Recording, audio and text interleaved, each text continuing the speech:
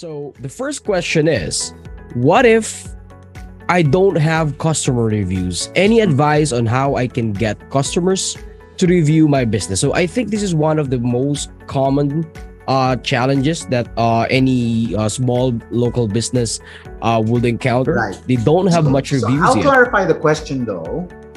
Is the agency partner saying their agency does not have reviews and how they can get their business, their B2B clients to review them? Or are they saying their clients, the establishments they serve, are not getting reviews?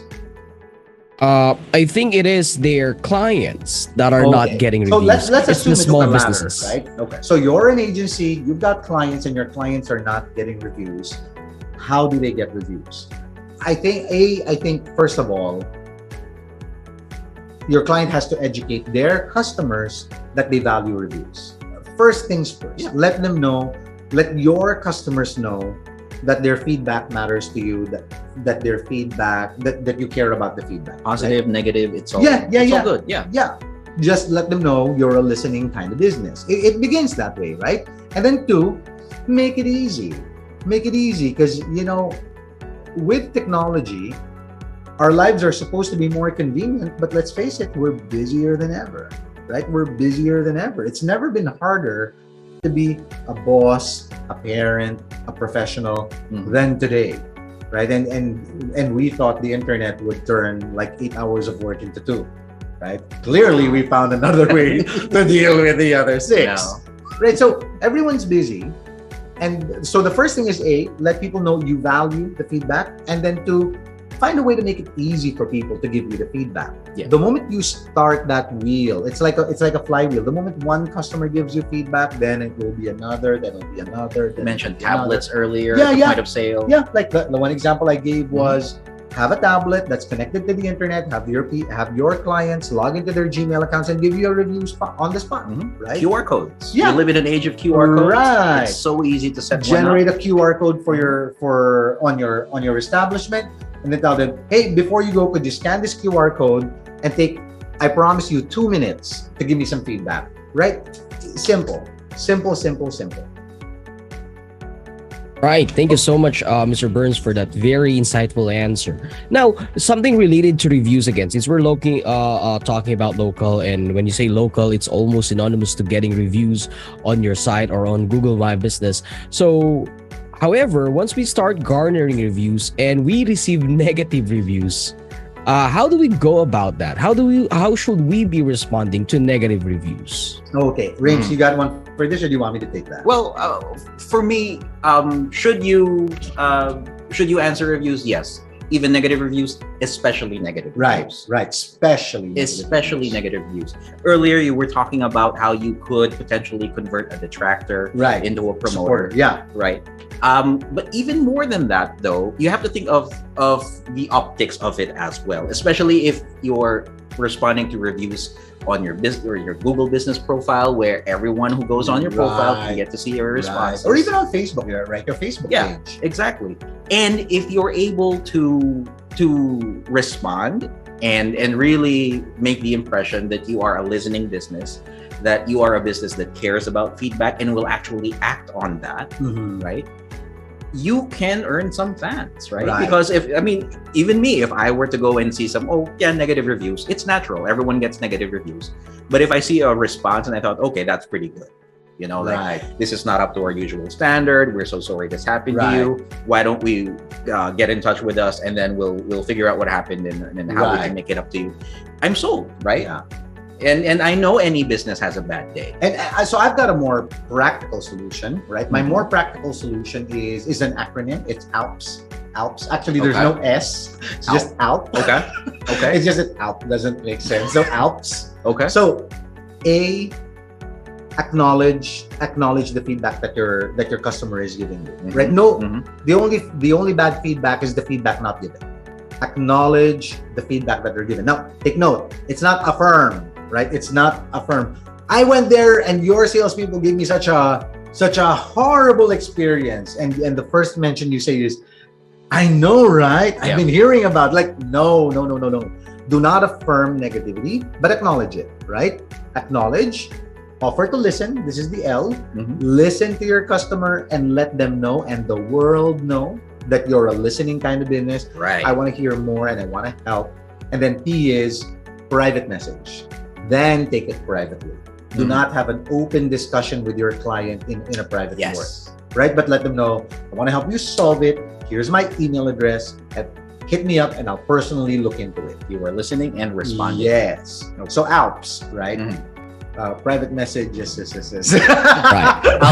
I told you there's no S. Okay. Right. Wonderful. Spammy So spammy we- reviews, report. Yeah. Right. Those can be reported. But that should be few and far between. That should be few and far between because Google has invested millions into an algorithm that detects fake review patterns and it eliminates it. It doesn't even get submitted. Yelp did something similar. Right? Yes. But Yelp spent $350,000. Well, I Yelp think. is here, and Right. So, Google just really they can afford 300. Yelp actually developed the first algo that detected fake reviews. Right. They were the first one. And then, of course, I'm Google. I'm going to So they spend threw money. 100 times that amount. Oh, Google. Google being Google. Oh, Google. Okay. What Right. other questions we got? Wonderful. So I think we have our third question here, and this is something a little bit more technical, and it touches on the SEO side of things. So, Go. does adding a schema to your website guarantee a rise in rankings? Nothing guarantees a rise in rankings. There is nothing that guarantees a rise in rankings. I will say something. It does guarantee that Google has a better contextual understanding of your website, right? So the reason I want to say, so in my opinion, I think it helps. I think it will help you achieve the snapback faster. But the reason I don't want to say yes is because people might think, okay, then I'm not going to do on page. I'm just going to put the schema. It's not a magic bullet. Right. Oh, I'm not going to do links. I'm just going to put the schema. It's not a replacement for that. It's an add-on, right? It's an augmentation it's an all things being equal kind of thing. You put this on, you're in a better place. So no, it doesn't guarantee a rise in rankings. It helps Google create a better contextual picture of what your business is and where you are and who you serve. It's one of Wonderful the answer. Yeah. Thank you so much. I think we have another question here, and this is something that our viewers might be mulling in their head. So, which is better, local SEO or paid search? He leads link building and I'm an SEO by trade, So- right? So you don't need a crystal ball to know how we're going to answer this. whichever keeps us busier. Right. So to me, it'll always be local SEO. Like to me, it'll always be local SEO, especially if you're a business that benefits from foot traffic, Right. right? Because organic is free. Organic is free. The reason you sustain what you pay for SEO is so that you keep unearthing new opportunities. Like that's the only reason you should be on SEO for a second year, a third year, a fourth year, a fifth year. Yeah. We have clients that have been with us since the day SEO resellers started and are still there, right? And so imagine for like 9, 10, 11 years, every year we keep finding new opportunities for these businesses. And this is why they stick around. What about the old opportunities? They're still there. Yeah. It's just creating free traffic. With AdWords, I think anything where when you run out of money that you turn off the tap is just sad, right? So and I don't think that's the way it should work. I think AdWords is a great augmentation, but it is not a great core solution. It's a shot. Yeah, It's exactly. an influx. Yeah. Or so let's assume working out with steroids is ethical. Like let's assume, right? It's not. AdWords is like using steroids versus growing naturally, right? Like maybe you want to see a lot of improvement to get you motivated for the next 2 years. If that's what steroids do for you, then sure. And I'm not endorsing steroids, and I don't take steroids, but if that's what you need to get you motivated and keep you on a good habit for the next 2 years, I wouldn't fault you for having done it like at the start. Right. Now, if your gains are only sustained by steroids, in the same way that steroids are not good, that's not good. Because the day you run out of steroids is the day you lose all your gains. So it's a great steroid, but it is not a great lasting solution. And you know, rain of salt on my opinion, I'm an SEO and he's a link builder. Okay. What else we got? Last question, I think. Yeah. That we Oh, got wow. for today. Wow. We're running like All right. almost So- an hour. But yeah, I appreciate it. Okay, keep going. All right. So this is another comparison. So is there a difference in local link building versus link building in general? Local link building, I need to understand the context of local Yeah. link building. So from the way I understand it, it sounds like local link building is I build a Google business profile, I point a link to my website.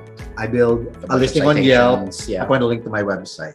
I build a listing on Apple Maps, I point a link to my website, right? So if that's the case, then yes, there's a difference because local links, like citation links, are what you call leased assets. They are properties, they are web properties, they are web pages where you do not control the technology, you do not control the domain, but you do control the content. Mhm. It's a leased asset. Good link building are normally in the forms of guest blog outreaches, and guest blog outreaches fall under earned assets. You don't control the domain, you don't control the technology, and in most cases, you don't control the content. Right? You offer content to a third-party blogger, but they've got the final editorial say on whether they publish that content or not. And sometimes, you know, I'm glad most of the time our partners allow us to point a link. But there are partners that will say, putting a link here looks too spammy. And then they'll actually publish our article, but no link, right? Which is perfectly fine because that's part of natural link building. Like some people That's the will nature of the obliterate- relationship. Yeah. Some people will obliterate your link if they feel that it diminishes the value of their online magazine, of their blog, of their publication, and so on and so forth. So guest blog outreach link building is earned asset link building. And local link building, like meaning citation link building, is leased asset link building. They're different. I hope, is that the last question we got? Yes, that is the Yeah, last because question. we've got a minute. Like I'm a bit sad Right. that we got a minute left. Right. So don't worry. I think we are all covered for today because that's all we've got time for today. Thanks for joining us and, of course, submitting your questions. If you'd like to speak to us further, drop a note in the chat box and we'll get back to you shortly. And also, we'll send the full recording of the webinar through email out soon, so keep an eye out. Thank you once again for joining us, and we hope to see you in the next episode. Thank you, everyone. Thank you, Mr. Burns Cheers. and Thanks, James. guys.